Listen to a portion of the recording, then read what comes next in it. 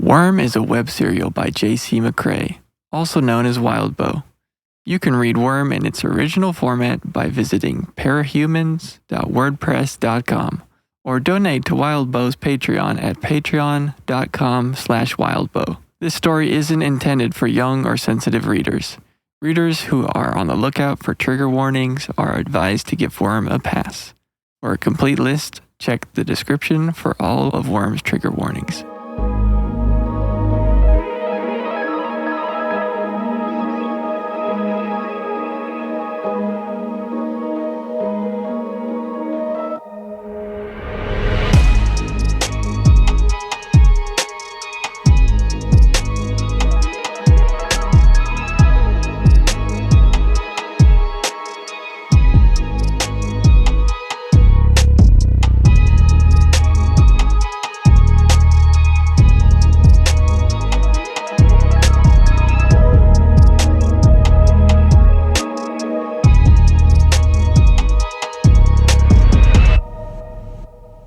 Take that, you worms. Take that, you worms. Welcome back, everyone, to another episode of Dissecting Worm. I'm your host, Jacob. I guess I'm your host. We're co-host. Joined by my co-host, I should say. I Allan. think between the two of us, you are the co-hostess with the mostest. Oh, but, I'll take it. I'll accept that. And as always, Michael joining us as well, making us sound good, correcting us when we're wrong. That's right. And we are in Arc 14 of Worm. What a meaty arc. There's a lot to go through here. Before we dive in, I was thinking about this while reading it because we kind of knew, we didn't really even have to talk about it. We sort of knew that Arc 8, Leviathan, was going to be the climactic moment of Season 1. That kind of was just, that was pretty obvious. And it feels like the climactic moment of Season 2 is the conclusion of the Slaughterhouse 9 arc in this chapter, or in this arc, rather. Yeah. But I will say, as has been pointed out by many of our avid listeners, that one of the downsides of talking about adapting the arcs as we read them is we do sometimes lose context of what's to come in the future. Like, I remember the major beats and plot lines and things like that of the story, but getting into the weeds and the chapters and the individual moments, it's sometimes lost when we're talking just looking at one arc at a time. I mean, I've been trying to look ahead, one or two arcs, and I've got a pretty good idea of the overall trajectory. Going chapter by chapter, it's hard to feel the pacing up front until I'm reading it, but arc by arc, I know what's going on. And I have been kind of dreading this section because of how weird it is. Mm-hmm. Full spoilers, by the way. If you're on this podcast, you've stumbled over here from the Brockton Bay Book Club, our sister podcast. This one is full spoilers. Well, that one is for the current arc and everything we've read so far. Yes. And this one, we have the whole Traveler arcs coming up after like a single, 1-2 arcs of dealing with Coil. Like, there's just pacing wise, no idea. I sent it out on Reddit. Was like, hey guys, and any ideas on where you would separate the line between arcs 2 and 3? And honestly, the feedback I got was just, you gotta call it after the Slaughterhouse 9 at the very least. Don't go into that. The rest of the stuff with Coil and the Travelers, that's a whole mess. And I agree with them. That's going to be another good advice. 4 arcs, I think, of problems. Something like that. So, if we're doing our own weird show, at the very least, you do a half season with this, and then another half season with the Travelers. I don't think that's necessary, but I do agree that the Travelers and Coil stuff should definitely wait. I more think when I was reading through Arc 14 here, it really feels like this arc, fantastic arc, by the way. I remember liking it the first time I read it, but rereading it now, like, such a good arc. There's so much that happens. and it feels like the conclusions of a lot of plot lines within the world. Now, we're of course really only reading Taylor's character arc and her perspective, but like you have the conclusion of the 9, obviously for the most part for here, the conclusion of the wards. It's a big step for Cauldron. Like you have a lot of these moments of sort of either get resolved or major like chapter breaks, if you will, in these sort of world building storylines. So like for me, when I'm reading this feels like a really, I'm starting to see some of the season 2 like B plots and C plots that are happening alongside our main protagonists. I definitely agree with the B plots and C plots because I think that is the only thing holding this together. Yeah, I do not like this arc. Reading through it, I am just kind of not upset because it is good. Let's just stay right there. It's good, but compared to the others, I'm just like, man, this is sort of got that mannequin syndrome. Where it's just like, oh, didn't we just do a thing with this? Oh, and we're just moving on, and just immediately it's thing after thing moves after very thing. quickly. Yeah, and I don't feel like any of it resolves. Like they don't, and not that it needs to, obviously, but the amount of stuff that we get set up in this arc, or that has been set up before and is not resolved. Siberian's a projection. That's a big thing that's right off the bat. Yep. Okay, we find that out. We never get Siberian, though. Nobody does. Yeah. And at the end of it, like, the best we did was is maybe the enemy, Cauldron figures out the secret identity, of Siberian, which they maybe already knew. Like, Legend. Legend is the only person that actually figures it out. So, like, okay, so that's not useful at all. We took an entire arc to get there. We beat the Slaughterhouse 9, kind of. I mean, it's so spread out and comes to such a anticlimactic conclusion. Not with a whimper, or not with a bang, but with a whimper, like Jack said. It's so anticlimactic, and I can even deal with like coming to the end. You think you've got them, but they're not there, and there's the note. I'm okay with that being the ending, but I need to build to that. Like, there needs to be a tempo that rises to that moment where all of a sudden they're not there. You're like they got away. Kick the wall. Right. And then, well, and I think you're hitting, just to clarify too, because you're talking more like for adaptation purpose. Obviously, within the written story, it doesn't need. There's not a season end here, so the sort of anticlimactic moments. I still feel it in the writing, which we'll discuss in the other one, but it makes it a lot of these. That they move so straightforward that I go, no notes for the pacing. I think that maybe this individual scene needs to go or needs to get added on to make it smooth out, from one scene to another. But this whole arc needs to have every single chapter smoothed out in order for it to work.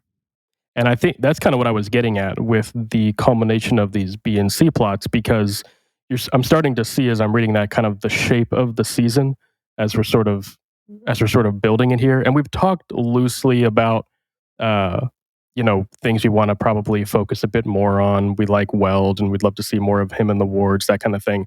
And I'm sure we'll paint a broader picture when we do our season 2 recap. But just in like little moments. So, for example, you mentioned Siberian. That's a pretty significant moment. It should be an impactful moment. And if you're going to move that from page to screen, especially in arguably a season finale-esque episode, then there needs to be some impact there. So, like, very easily, one small change that we could easily be making is that William Manton, the Manton effect, all these other name dropping him several times throughout the season, leading up to the reveal at the end. I like that. Just to make that impact a bit more significant, because like the characters, the audience has no idea that Siberian's a projection until we figure it out. So like that whole thing you can still have the impact of that moment, but it needs to be earned for sure. And I think we can do that, like little things like that I think we can do. Even the firebomb, like even the bombings and dropping Bakuda's bombs, like the only bit of written build up to that we have is the Pago interlude, right? Yeah. Like that's all we really have for that. So like building that up in a C plot is gonna make that ending hit a bit harder. Yeah, Things like that. Yeah, I think I really do think this one, way more than season 1, is gonna need a major rework structurally. I think that I stick by the idea of having Detective Weld being our point of view, interacting and trying to figure out stuff, and kind of spiraling off of him. You can, have the interview with Pigott. You can have interactions with Thomas Calvert. You can have interactions with Legend. Weld, gets Kid Win to work up a lie detector so that he can figure out some stuff. And Legend hears this and is like, can I see that for a second? Basically. Or maybe some letting on that Legend's like, hey, Weld, don't get distracted by this. And then, we finally find out, some stuff. It's just, and this is the arc that makes that apparent.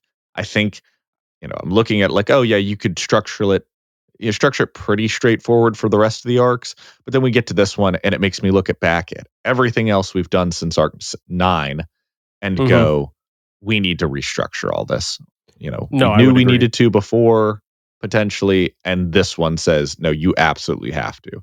You've got to punch up the Amy subplot. You got to punch up Weld / figuring out what's going on with the PRT and Cauldron. Yeah.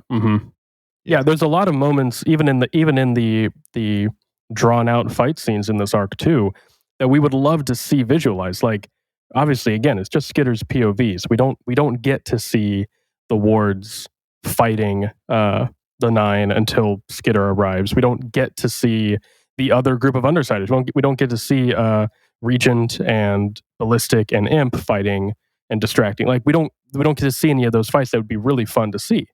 It'd be really fun to be able to flash over to things like that. We don't really get to see anything from, like you said, Legend's perspective until again Skitter's interacting with him. So there's definitely moments too that are implied in the writing that would be really fun to pull to screen.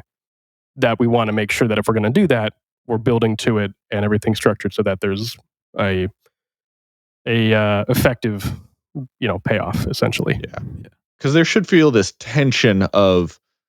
And I think right away, this maybe needs to be 2 episodes because I think there's two points of tension.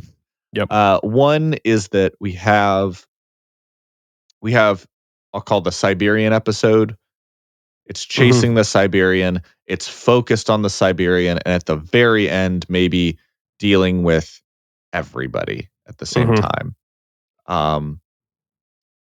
Then we have the plague episode / the conclusion, which is, now the red mist starts to roll out. Legend goes, and now we reap the consequences of our own actions. And then, then we move to the next episode. And that's just, we have to spread out and kill Bonesaw and Jack. Like Jack needs to die. We have to kill Jack before he leaves the city. That's everybody's impetus. And Skitter, of course, finds that, but it's a hunt. It's a constant hunt. They're, looking through buildings. They're kicking open doors. There's these fake hostage people. We've got them surrounded. And finally, at the very last moment, not just her, but maybe her and some of the heroes all kick in the door and it's not them. And there's the note. And you're like, shoot, they got away. Yeah. Yeah. Like we failed the big prophecy. And now we've got, a year left or something. Yeah. You could even easily throw in a quick, I'm just spitballing here, but, a little scene at the very, very end with Dinah and just running a new set of numbers and the end of the world is higher, that kind of thing. Yeah. just to sort of drive it home. Little things Numbers like that go you up. could do. Yeah, exactly. And also, just in this arc alone, spreading out Legend's interactions. Legend, getting Kidwin to, work on that lie detector that, he's spoofing off of Arms Master. And then, midway through, we see him, this is where you could have a scene of Battery actually getting killed and then dying later, and Legend being there to see and talk to her because, they're both plants. And, that's a great reveal between the two of them. And then, finally at the end, him going into the place, coming back out, and then looking at the lie detector. Like, those are all things you could pepper in between. Oh yeah, for sure. No, and that's another thing too. Like we've talked about, especially because we've loved talking about our cold opens and things like that. As I've been reading these last few arcs, there's some obviously fun things we could do for cold opens. I still really love the idea. I think we talked about this back when we first read the interlude, but Assault and Battery's interlude, or Battery's interlude rather, plays really nicely as like just a very subtle D plot for the season where you could sprinkle in, you could do cold opens for like the whole season, for example, or, mid credit or end credits, whatever you want to do. Yeah. Just sprinkling in this story, this beautiful little story of this character. You got the world building, the love story, and it concludes. It's just a season-long arc that concludes with her death, which is really sort of, beautiful and poetic in a really sad way. But and I can't remember. I thought both her and Assault died together for some reason, but I guess not. No, I think it's just Battery. Yeah. That's what I was reading, and I was like, oh, I thought they both died, but it was just her. Which is, once again, her and Legend are kind of a through line with that. So yeah, exactly. Exactly. Yeah. So you want little things like that we're going to want to build to. And we can put some time into it now for sure, but that's definitely something I'm just kind of noting that we'll want to, as we're kind of, like you said, restructuring the season, kind of laying things out a bit differently, that we just want to keep in mind little plot lines. How do we want this season to stand apart? What's sort of the through plot for this season? All that kind of stuff to touch on. Yeah. But specifically for the arc itself, which is mostly just, like you said, two big fight scenes. I agree. I think especially if we're peppering in scenes from other perspectives and characters and moments, this is going to stretch into 2 episodes pretty easily. I like pretty much everything. A lot of really fun stuff here that's going to be fun to adapt. Would be fun to see on screen.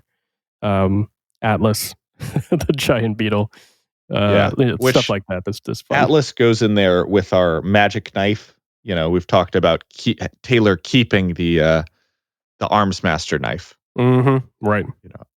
As a cool upgrade. I'm pretty sure that Atlas dies or is,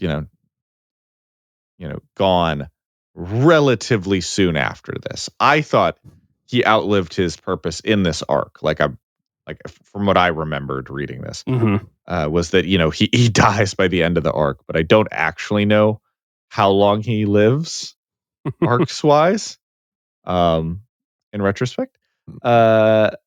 But Atlas needs to stay around. Like, you don't just make a giant beetle, the bug motorcycle, and then just get rid of it an arc later. Right. Yeah. I think Atlas needs to stay around. And, it doesn't even have to be a beetle per se. I think, right. It could be a dragonfly. It could be whatever. He's mentioned in spec, which is... Oh, no, I looked it up. Yeah, no, he gets a bitch death. Oh, we'll change that for sure. He just dies of not being able to eat because Skitter turns herself into the Protectorate and is outside of her control. So no, that's not the last time he appears is Cell, which is, let's see, Arc 22. Yeah, I think that's probably when that is. Yeah. So he lasts a lot longer than I thought, but yeah, I guess he goes out with a bitch death, and we're not about to have that. Not for our boy. there's one thing I'll stand for. It's our boy here, Atlas. We'll give him a good send-off somehow. Yeah. No, but yeah, little moments like that are really fun, that stick with you when you're reading. Like I remembered Atlas. That was one of the standouts from the first time I read it. Yeah, so things like that would be fun. The miasma is terrifying, and as I was reading it, I was like, there's just so many ways that you could make this work visually with the paranoia. You know, so good. Yeah, for visual adaptation. A lot of fun there. Yeah, everything's terrifying. The Glory Girl cocoon is terrifying. I forgot about that. You gotta change the look of that though, because I do not like the diamond thing. I think just making it a sarcophagus structure is better. That works. I remember for some reason I thought it looked more like an actual insect cocoon, which I thought was visually sort of a fun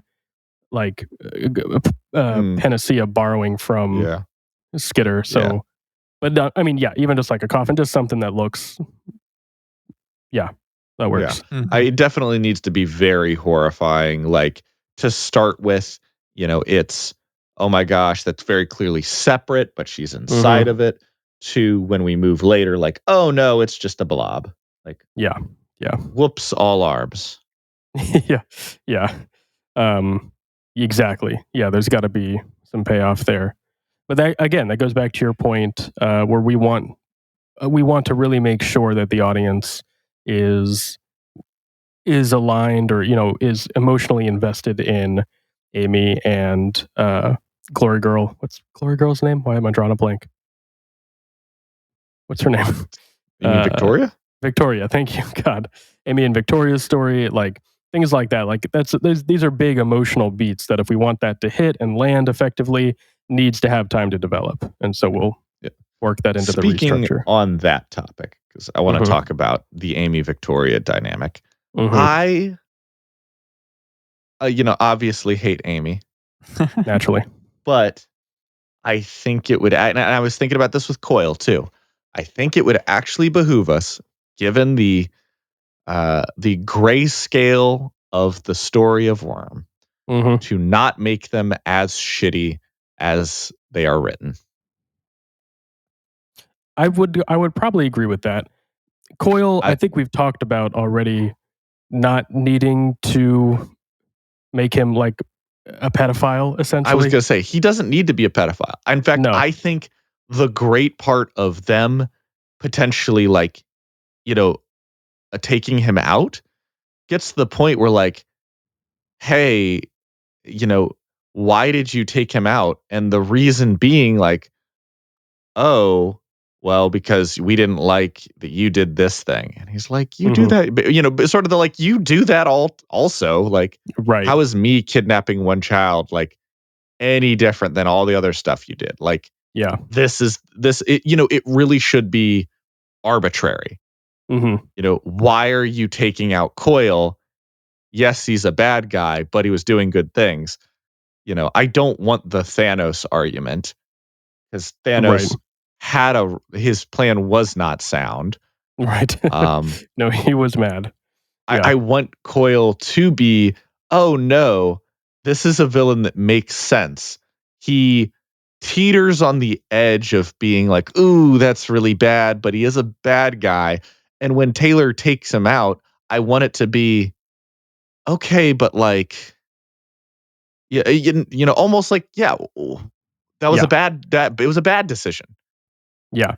No, I mean, Coil for me has always had that more in line with like Magneto and Doctor Doom and these sort of philosophical enemies of our favorite heroes, where, you can say they're villains, but you understand their motivations and you sympathize with them and all this kind of stuff.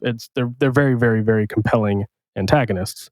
And I think Coil offers all of that, and making him anything creepier just takes away a lot of that gray morality. Exactly. Yeah. That's I know what I wanted to say. It's the needlessly kicking the dog scenario. Right. There's so many. This is the point where, like, I know that you have to kick the dog to prove the bad guy, but there's so many like secondary bad guy characters that are often thrust into this. And the one off the top of my head is end of BioShock Infinite. Spoilers. You're facing the big bad guys the whole time. You got to go, you're working with this rebel group, and the rebel group out of nowhere and out of character is like, we got to kill children too. And you're like, okay, why? Yeah. And then they attack you because you're like, I don't want to kill kids. Yeah. Like, Yeah. it really is just an out of nowhere. And there's so many villains. I'm struggling to remember any off the top of my head. So, great point. Well, I mean, there. Apart from all the memes, that's why the Padawan slaying Anakin memes are so popular, is because it's just such an over the top demonstration of like, oh, we got to make sure everybody knows he's evil. It's like, yeah, we know he's evil. He becomes Darth Vader. Like we know this is where he's going. You don't have to have him slaughter children to get that point across. It's just humorous at that point. So yeah, no, I completely agree. No, I'm trying to think of some other movies where it's just genuinely like, here's a character that like you're not sure they were wrong in the first place, if they're even portrayed as the bad guy. And then they just randomly do one thing out of character that's just wildly evil. And you're like, oh, definitely okay to nix them now. And you're like, right. Why did that come here? Where was that from? Yeah. Yeah, no, I agree. So yeah, definitely that for Coil. Amy, I also agree. And this gets into a little bit, I'd have to go back. I've read a few articles and Q&As in the past with Wildbow, and he's even mentioned he's not particularly proud of a lot of the ways he's written Amy as a character, which I totally respect, because I think as someone who writes for serialization, Wildbow is under a lot of pressure to get it right the first time. And when you don't, you get a lot of backlash as if it wasn't properly edited and rewritten and peer-reviewed and all this kind of stuff, which it just wasn't. So you're going to get a lot of those elements. I think Amy is a fascinating character, and I think she's very, very close to being well fleshed out, but does fall short a few times. And I think that's evident in this and a couple of the other chapters as well. So I definitely think that you could tastefully redo a few elements of Amy's character and still probably align with what Wildbow is trying to do with her character, Yeah. No, like I think Amy's character, with how she messed up and her, kind of falling in this spiral headspace and continuing to mess up, especially when we end up in the next arc, like that all makes sense, especially since, she exists in the Ward universe as well. So you got to keep her around and keep that dynamic between Victoria and Amy is very important. But I think you can get rid of a lot of her needless bitching. Like the whole conversation about, I have these rules. They're what make me like, okay, we can tone that down a little bit, because this is just Batman and his like, I don't kill people, proceeds to kick someone off a cliff. Like, yeah. Well, I think you can even just adjust it, because she should really at this point feel she broke her rule. Like she's past that point now. Like her rules no longer work for her. So it should be, if anything, you can keep the sort of, for lack of a better word, a childlike naivety towards the world and the way it works, but just adapt it from, because before her interlude, she has all these rules. She's very strict. I can't do anything. I can't touch brains, yada, yada. At the interlude, you find out, of course, that she can affect brains pretty effectively. It's a self-imposed rule so that she doesn't fall into this void of her power. And of course she does. And then the results of that, but you're right, because she has the exact same mentality after the fact that she did before, which really she shouldn't have. This is now post that moment. She needs to be dealing with the consequences of her actions and going down that road, as opposed to still trying to rehash the same rules that she's already broken. Yeah. And this is a separate issue that I take from the fact that Amy as a character in the book, I don't like her and her rules are dumb and yada yada yada. This is a separate issue. This is a writing issue at this point. That like I think we need to, like you said, she's already broken the rule. I think we need to focus on a frantic, like people are telling, like you need to fix what you did, and her going, okay, I need to fix what I did, and then like when she fucks it up, passing the blame off. That's a classic Amy move. Oh, it wasn't my fault that things went this bad. I was, those Slaughterhouse 9 was in my head and everybody was pressuring me. Like, that's a classic Amy. Like, you can still keep that and not have her still being like, but I don't touch brains and she won't let me. Like, that never stopped you before. Come on. Right. Yeah. I think, in fact, the moment, one of the crescendo moments. Yeah. A peak moment in episode 2 of, this arc would be the showdown in that theater, that classroom. Yeah, at Arcadia High. I think that needs to, the music, the tension, I think it needs to build to kind of that room where both Taylor and Jack Slash are having a hostage negotiation, essentially, with Amy. One of them's telling her to jump, and the other one's like, no, step off the ledge, I think that's what that conversation needs to be. I think, we've got to get to Amy. Amy can stop the plague. And also, we got to stop Amy because Amy can stop the plague. And so they get there and they got to, she's got to talk her down and then also try and kill Jack. So, yeah. Yeah, no, I think there's a lot there. There's a lot I'm like trying to work through here. But no, I like that. I like that description of that scene. I think that works pretty well. Amy, I love Amy, and I've said this before. I think I've said this in Brockton Bay Book Club, that I really like Amy as this antithesis to Taylor's character. It's sort of like the Red Sun Superman, where, had she just gone down a slightly different path, though both Amy and Taylor could almost flip plots, essentially, for most of the story. I like that they're very similar, but choose very, very different approaches to how they deal with their powers and their friends, that kind of thing. Well, I was to say, if it's, I wouldn't compare it to the Red Sun Superman because I'm trying to think of a better alternative. Yeah, that was the first one. Because in this case, either one of them, just given their personalities, I think this is Amy is just kind of shitty. Like, and Taylor has, just that amount of gumption that while she may be shitty sometimes, she's got that oomph to get up and do something about it. And Amy will sink into a couch if she's left alone. Like, yeah. No, exactly. I mean, that's my point, is that their characters is like, as archetypes, are opposite of each other, but their origins aren't that different, really. Like, they both come from terrible backgrounds and all this kind of stuff, and they both have power, but where Taylor sees her power as an opportunity to try and make a difference, however flawed that difference may be, Amy sees her power as a curse. And she like, if Amy could turn her power off and never turn it on, she would, even though she has incredible power that she could do incredible good with. She's just too afraid, too immature, too, stubborn to go down that road.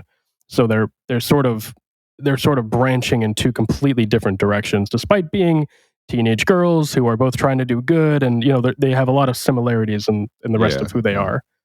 That's kind of all I meant by that. But I like seeing that played out, because I just like character motifs and seeing them put up against other characters that are doing things very differently. Yeah.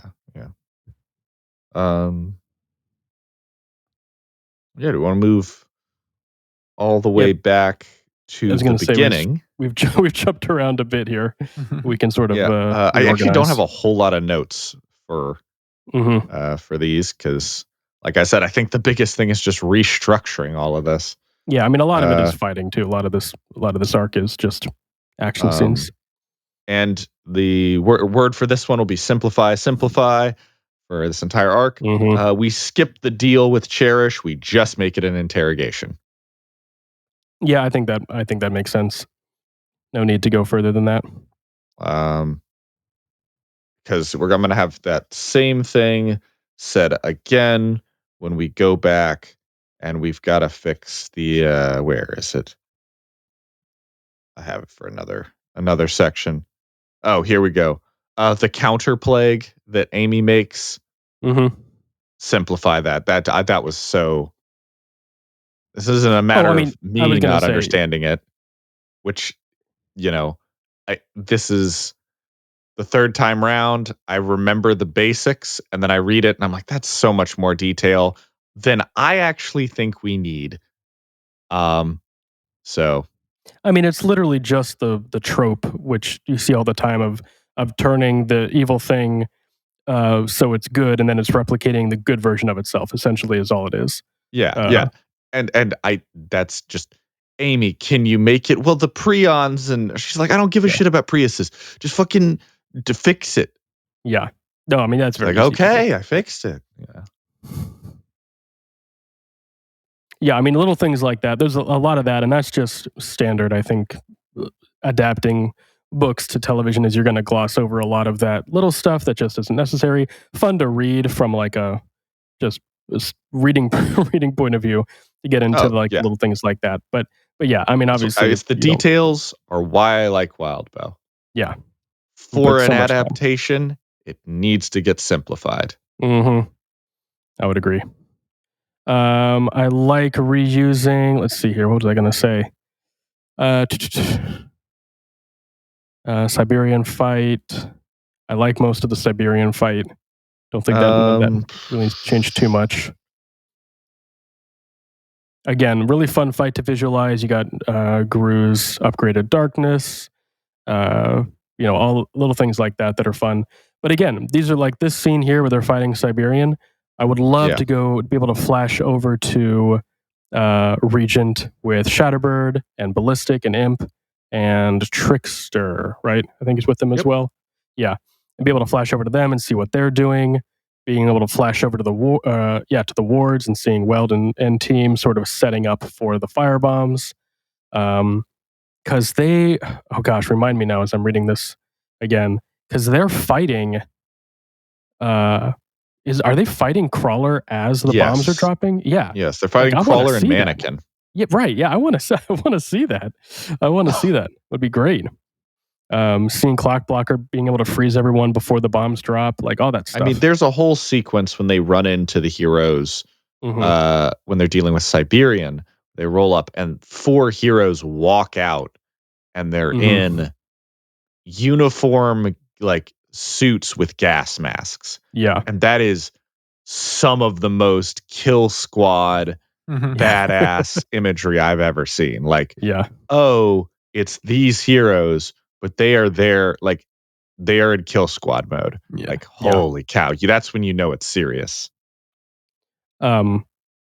As a note too with that, because again, like I think what a great moment to really highlight Weld's not just fighting capability, but also his intelligence.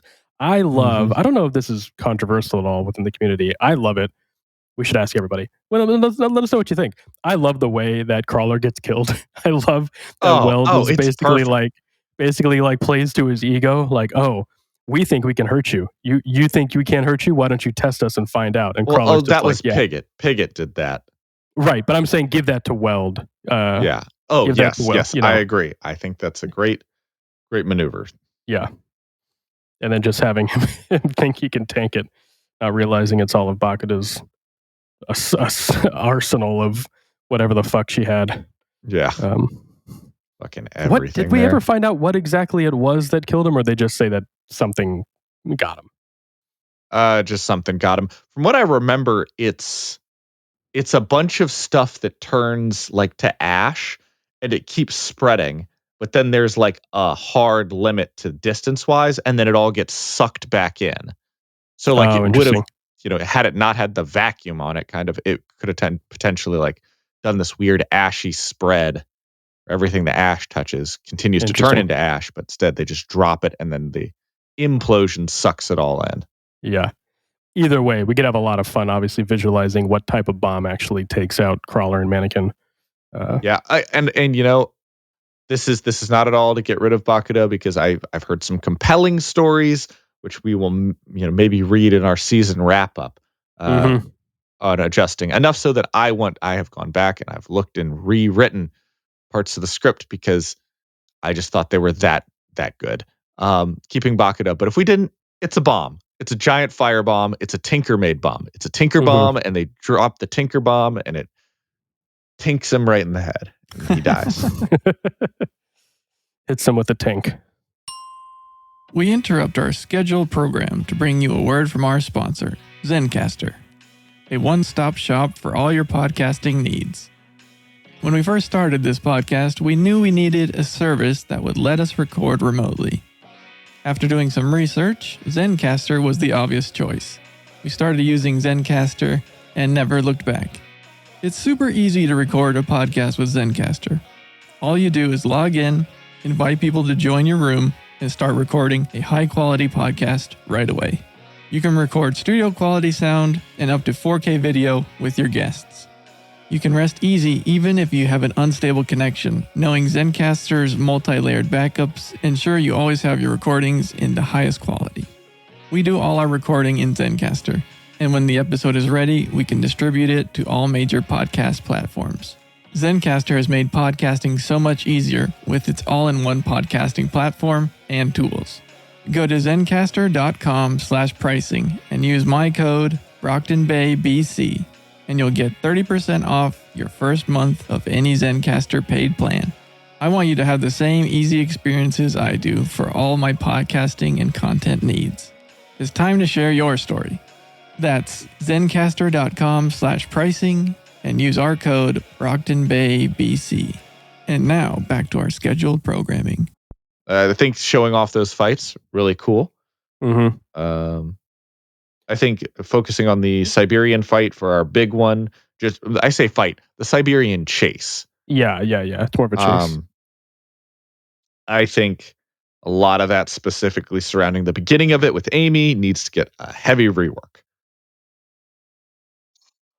Well, in terms of just of how it plays to an audience too, I think, it definitely needs to be restructured a bit so that it's a bit easier to follow. Because it's a little confusing to follow even reading it and kind of knowing what's going on.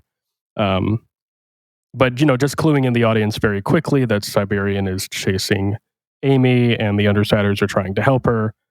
I think you could even, like little things like maybe removing Amy's reluctance to the Undersiders' help initially, where she's like confused about, which direction to go and things like that. That's all kind of like lost in Taylor's internal monologue. Kind of skipping past a lot of that and just making that obvious that they're helping her. Just again, to simplify it so that it's clear what's going on for the audience.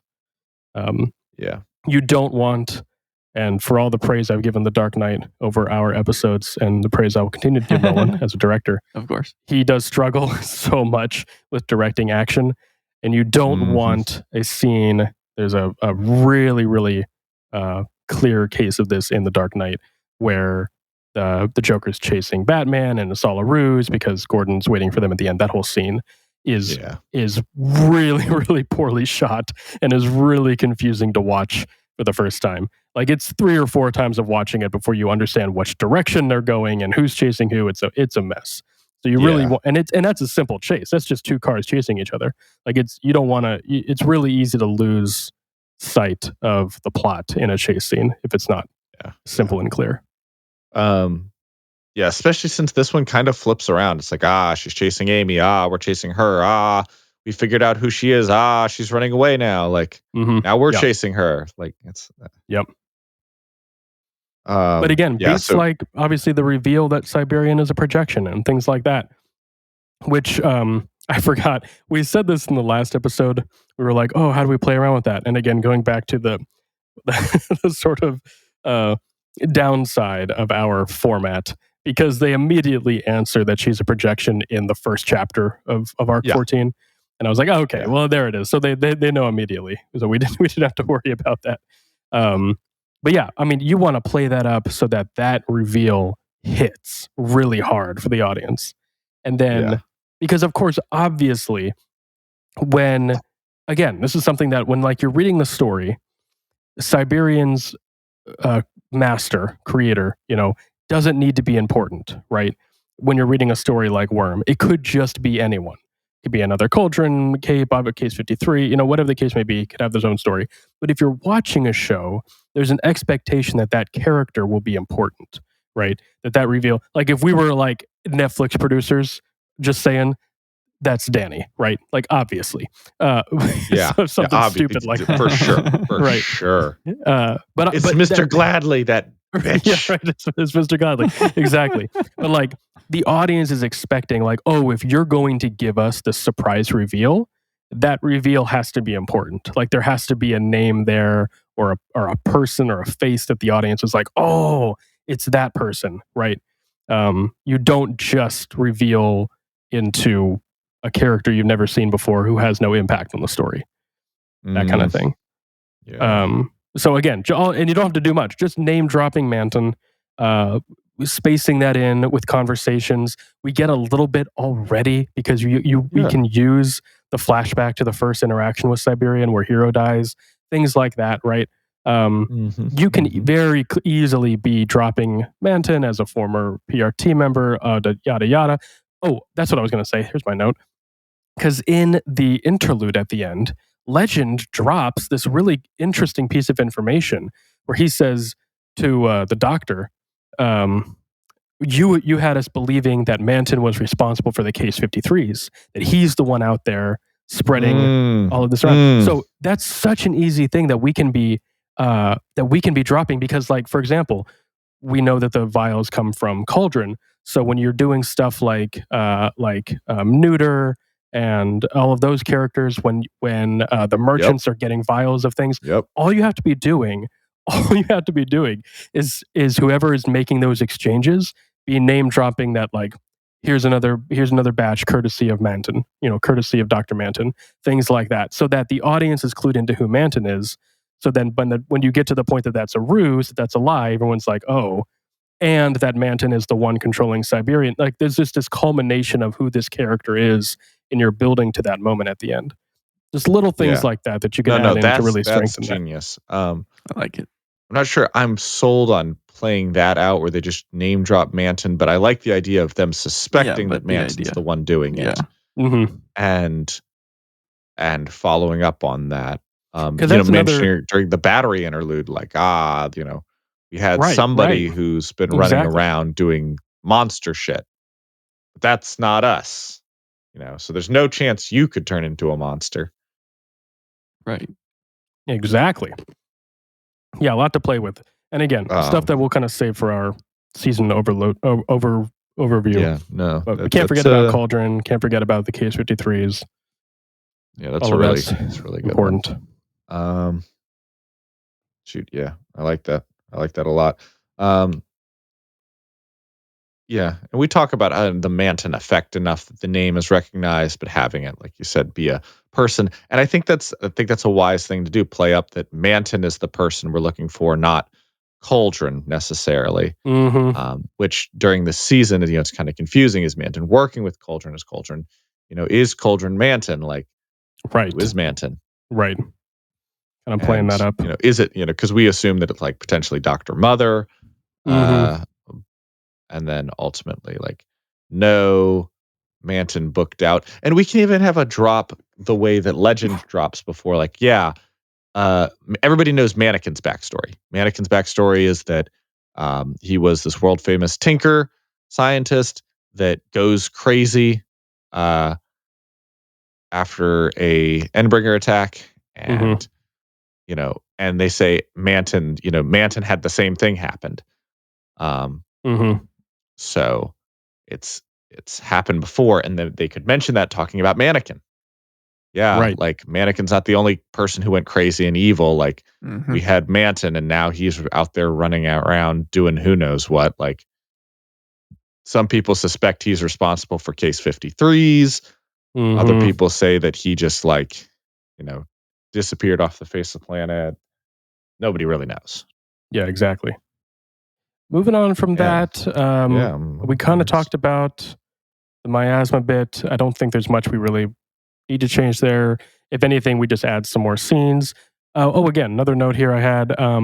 Do we know who? Because after Skitter clues into that she's not with Tattletale and Gru, she's with Jack and Bonesaw. There's another figure following them. Another that was Battery. That's Battery. Okay, that's the Yeah. assumption. Okay, got it. I figured. I couldn't remember if that was sort of clear or not. Yeah. Okay, so that ties into that. Yeah, most of that stays the same. If anything, I think we just kind of add some more scenes with the wards struggling with the rest of the Undersiders, that kind of thing. Yeah, getting to the end. I feel like that. Yeah, there just needs to be tension built. Dealing with the miasma. She finally beats the miasma, goes in to break to where she's certain that they got there. She's like, it's gotta be this one. I'm pretty sure. And they get there and they're wrong. It's not them. Yeah. I like. So, and again, I think we'll probably have to have a different conversation about how we want the season to wrap in terms of scenes. I feel like the Undersider should get one more just cool down scene somewhere just to give the audience a chance to breathe.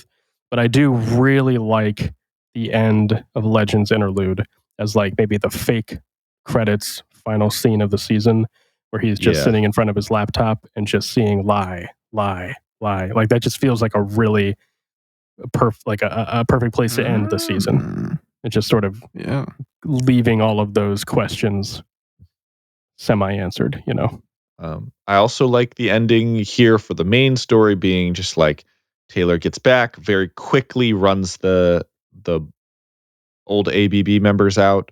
Oh yeah. Tells Sierra to shut the door, and I kind of like the idea of her just sitting on the floor and crying a bit. And Sierra being like, what do I do? Because I once again, I really like the Sierra, Charlotte, Taylor. I really would enjoy building up a heart-to-heart relationship with them, especially when they kind of go their own ways. I think you don't need to have a lot, but I think having this weird thing where it's somewhat mundane. It's what she kind of had with Lisa before, but Lisa's so far away, she doesn't have that friends that are kind of in an immediate space. I think having Charlotte and Sierra there as her, her best friend crew would do really well at a TV show. And I'm a sucker for mundane conversation about, hey, are you all right? Taylor just I'm just so tired, Yeah. I mean, I think if you're doing, your classic season end montage, flash to other characters, flash to them, you flash over to the wards, you get their little maybe they're all just sort of in shock, just back at base, sort of, taking a breather. You flash over to Gru and Imp, just sort of, brother, sister, sort of, hugging at the end of the day, just sort of everyone's defeated, right? They won, they drove out the Slaughterhouse 9, but they didn't kill Jack. The city's still basically unlivable with the amount of destruction. This is a very, very depressing season finale, and it shouldn't feel victorious, right? So it's a lot of just we're alive, and that's all we can hope for right now. I'm watching through Masters of the Air on Apple TV right now as it's coming out, which is sort of like the Banner Brothers Pacific era of TV shows. And there's this kind of theme throughout the show as these bomb crews go out. Most of them don't come back, and the ones that do are just devastated. It's just this really eerie feeling of we won, but at what cost? That kind of thing. Yeah. And they're just kind of bouncing around to every group, sort of feeling that. And I think Taylor fits very well there with Charlotte and Sierra being her little bit of a route that she's placed down in her territory. Yeah. And then, of course, you can, cut to there and end the montage, and then go to Legend and finish up there. Yeah. I'm thinking about the end where Skitter and Seer are talking about, having to deal with Coil, essentially, is what she's alluding to. Mm-hmm. Right. I think that I think we can expand that conversation a lot. Mm-hmm. Really talk about the fact that, like, get back to the Skitter's like, I think the biggest challenge comes from within our organization. Like, aren't you, and they're being like, wow, like, you're villains, like, don't you work together? And she'd be like, clearly we've talked about, I want to be a hero. This is an evolving conversation. I wanted to be a hero. I'm only working with villains so that I can get to do this. Gestures vaguely at her entire complex. Mm-hmm. But what happens when that person turns out to be, more villainous? Like, this doesn't last forever. Mm-hmm. I think that maybe needs to have a conversation. Here, and I think, I agree. I totally agree. I think that makes sense. One other thing, then this is building off of an idea that you had an arc or two ago, but I think makes a lot of sense here. Because correct me if I'm wrong, and I can't remember the what is the actual event that causes Pigott to resign. I think it's this. Is it not? Is it the fact that she dropped bombs on a city? No. I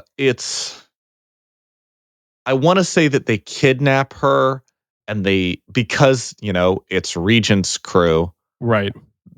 She is essentially, after she gets kidnapped, they know that she is compromised.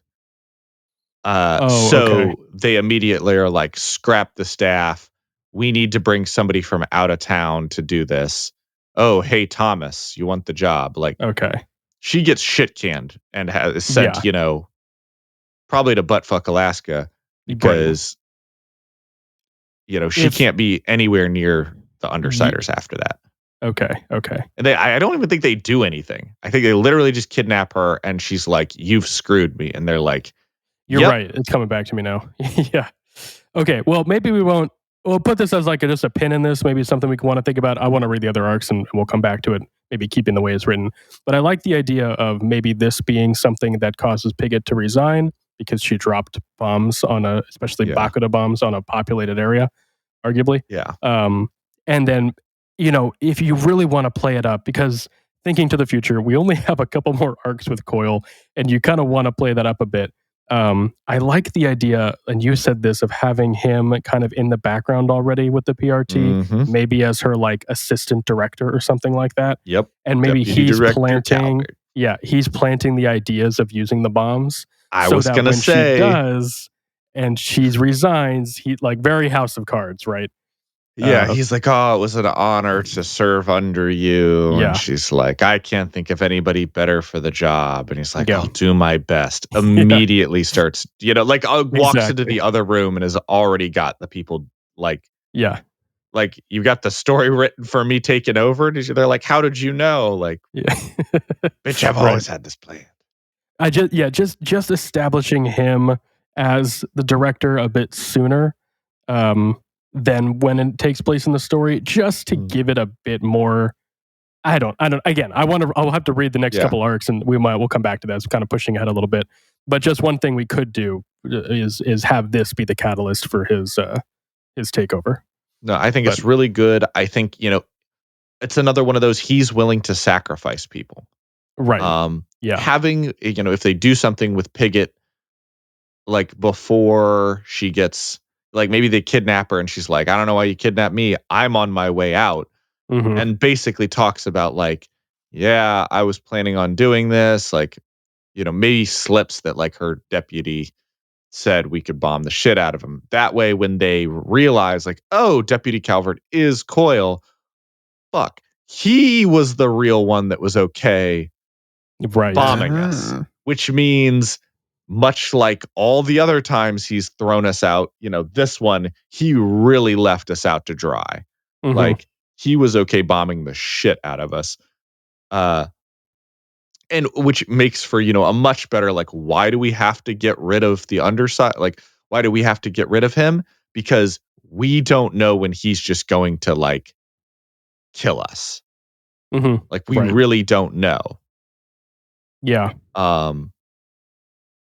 And I think that perceived threat that, is there and maybe even stated, because it's at this point in time, it's a great takeover. Like he has Emperor Palpatine himself into the perfect position. He controls both the law and order, but also the underworld, like completely in this city. Like when he says he took over the city, he took over the city. Like yeah, exactly. Yeah. There's a lot of these. Like I'm remembering too. There's other elements we want to include, not necessarily for this arc, but just thinking in terms of the season as a whole. Armsmaster disappears, and we don't see him again until like what would be season 3. Yeah, I don't necessarily like that. I probably would want to see Armsmaster disappears after his confrontation with Mannequin and is gone until season 3. So he's seen in the first episode or 2 of season 2, and then you don't see him again until season 3. I think he probably deserves a bit more story given his way. Maybe Legend doesn't go to Kid Wen. Maybe Legend goes to Armsmaster. Ooh, see, I like that. See, that's good. Although I do like Kid Wen, but I do like you Kid could Wen even too, but I think we talked about scrapping him. Well, I know we talked definitely about scrapping Chariot, but like yeah. Also scrap Kid Wen if we needed to. I wouldn't scrap Kid Wen, but definitely Chariot. Because I would replace Kid Wen with Clock Blocker a lot of the time, but I'm also more of a Clock Blocker stan. Well, I mean, I think the ward group is Weld, Clock Blocker, Vista, and Kid Wen. Like that's the core, and I like that. Shoot, you're right. And Flechette. And Flechette, you're right. Flechette is there too. I like that crew kind of is the survivors of Leviathan, and you're right. You're right. Just kind of there's not a lot of them. Just gives them a little bit to interact with. Yeah, I don't have too many more notes here on the arc overall. Making a lot of notes for the season, but I'll save season notes is going to be a whole different that animal. Episode is going to be a lot different. I feel like for season 1, our episode was pretty like we already written it pretty much. We were just going over with Nick and Hannah, like, all right, here's where these are going to break. This is why you're wrong and we're right. Like we kind of just moved through this season. I feel like season 2 is going to be quite a bit trickier to sort of narrow down. I think banging down the chronology of all of this, those added B, C, and D plots. Yep. Can't believe I'm saying that. Yep. Going on and putting those in order how we want them to. I think that's an entire episode of us getting that shit together, and then an episode of us presenting to our fellow book club members. Good. Why do I do that? Sorry, Michael. Okay. I have to do that. Hey, content. That's fine. That's right. Content. When do you guys think that our last episode will be for this season? Oh boy. Like That's which tricky. arc? Well, I think it would be arc 14. I think it's this arc. I think it's this one. Yeah. Maybe, and again, I'll have to read 15 again. Maybe there's like an interlude or a chapter for 15 early on that would work as well here. 15 has strong epilogue vibes. Yeah. I have to reread it and see what I remember here.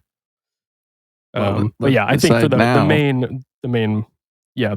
main plot being if arc 1 concludes with Leviathan, or season 1 concludes with Leviathan, season 2 concludes with the Slaughterhouse 9 leaving Brockton Bay, which would leave season 3 is the Travelers and Noel and Coil, which that kind of makes sense putting all that together. Season 4 is your time Hear skip. me out. I got two options in my head. Yeah. On one side, we could either have arc 15 be sort of an epilogue episode. There's a lot to unpack there. A lot of it is just loose ends. so we could have that be an epilogue episode, which makes arc 16 the kickoff to the next episode. And it gets us very quickly into taking down Coil. Like very quickly. It could probably be 2 episodes, but like that's how you kick off the season. Which leaves room for the rest of the season to be the Travelers. Or, because that's only like 4 arcs of Traveler content. Right. We just have 15 through 19, 18? Through 19. Through 19. Yeah, is Noel and the Travelers. Be our bit there. Yeah, no, we'll keep that. Gotta play around with that for sure. There's a lot we could do there. I like the idea of Coil. Coil's demise feels very Game of Thrones in the sense that like you don't really see it coming until it's happening. It's very Ned Stark gets beheaded, and you're like, wait, hold on a second. I thought he was Endgame, right? Like that kind of thing. Sorry if I just spoiled season 1 of Game of Thrones for anybody. But I like that it happens. It's not the climactic end to a season. It happens in the middle of the season and it should be a really big shock moment. I mean, that moment is huge for not just the story and the world, but also for Taylor as a character, all that kind of stuff, right? Like that's a big, big moment. And I love that it happens or would happen in the middle of the season as opposed to making it like you're drawing it out or anything like that. Like it's a cool shock moment that I think serves the story really well and doesn't arrive when people think it should, as opposed to a lot of other beats in the story that are a little bit more traditional. Yeah. I mean, maybe it plays out really well. Yeah. Who knows? I got to reread it. We'll see. We're getting ahead of ourselves. We'll see. Might have to re-examine that. Okay, but, so just to clarify, we decide? I think 14 is the end of the season. Okay. Yeah, I think 14 would be the end. Okay. All right. Okay. So then in that case, next episode, they can expect a season review. Our season in review. Season in review. Thank you, Michael, for keeping us organized. Okay, cool. Just making sure I'm tracking as well. We'll do a season review for season 2. Probably clean up a lot of what we've been talking about here. We'll break in. It'll probably be smart to sort of talk about and clarify our plot lines: A, B, C, D, E, F, G, and so on. Structure the episodes, how we kind of want to spread them out, where we want to cut things like that. To kind of put it together. We've had a lot of really good thoughts this season. A lot of fun changes to make, and this is definitely going to feel quite a bit different from the pacing of the story itself, as opposed to season 1, which I think paced pretty similar to the way it's read. I think season 2 will feel a bit different, which is fun. It's exciting. So stay tuned for that. That's gonna be a lot of fun. And then I guess we'll probably do an episode for that, and then another episode, probably not as long. Honestly, maybe we could even just tie it into the end of the next episode. We'll see. Just reviewing it with Nick and Hannah like we did for season 1. I think that was pretty fun. And getting their fresh reactions, their hot takes. I would love to hear their fresh reactions. Oh, yes. Because they hated the minor changes we made to season 1. Oh, my gosh. So, hey, I can't wait. Good. That's good. It is. They had some good ideas, too. They did. We added some good notes. I don't remember what they were now, but they were good. Yeah. Maybe in these season reviews, we could go over some of the comments we've gotten. Yeah, I think we should. Ooh, good idea. Good idea. We've had a lot of there's some bangers in there. I was going to say, we've had some really good ideas and comments. And thank you for those. On the socials. Yeah. Please keep them up. Please give us more. We're going to try and put our discussions out ahead of time. That way we can incorporate them into our episodes from now on. While we're doing that, you can also leave us a voicemail. Yes, you can. Insert number here. Yes. 980-999-0438. You heard it there. There we go. Call in with your Cape name and what you'd like to tell us. Help us as we continue to build in this podcast. And maybe we'll feature your call. Exactly. Kind of fun.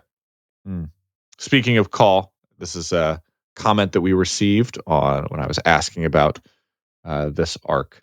On top of Wolf Tamer Nime giving just some of just a book that is fantastic. Just a bunch of good comments there. Yep.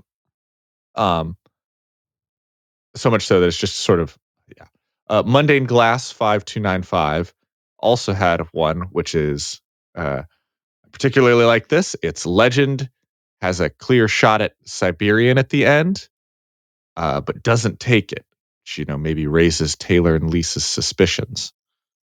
I think that's interesting. I know that at one point in time they're talking about that in the series. He's like, I can shoot, and they're like, why aren't you? He's like, who do I shoot? I think having a bigger moment where they are getting away and he goes, they're out of range or something. And Lisa and Taylor look at each other and like, bullshit. Right. Yeah. Oh. All right. Well, I think that's about wraps anything up. Any last thoughts, Alan? No, I'm out of thoughts. Out of thoughts for now. We'll have a whole bunch more for the next episode. Thanks, Michael, for keeping us on track and keeping us organized. So next episode will be season 2 recap. That'll be a lot of fun. Stick around for that. And as we've been saying, please let us know your thoughts. We really enjoy reading some of these ideas and comments you've been leaving for us on Reddit and YouTube and Instagram. So please keep those coming. It's been a lot of fun. This has been our goal for this whole podcast, is just to interact more with fans of Worm, as we very clearly are, and getting a lot of fun ideas for how we'd love to see this show or this story adapted as a show.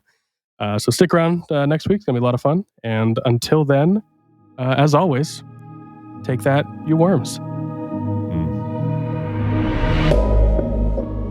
Thank you so much for listening. Read along with us at parahumans.wordpress.com. We'd love to hear your thoughts. What did you love? What did you hate? Anything you think we missed, etc., as long as it's kind.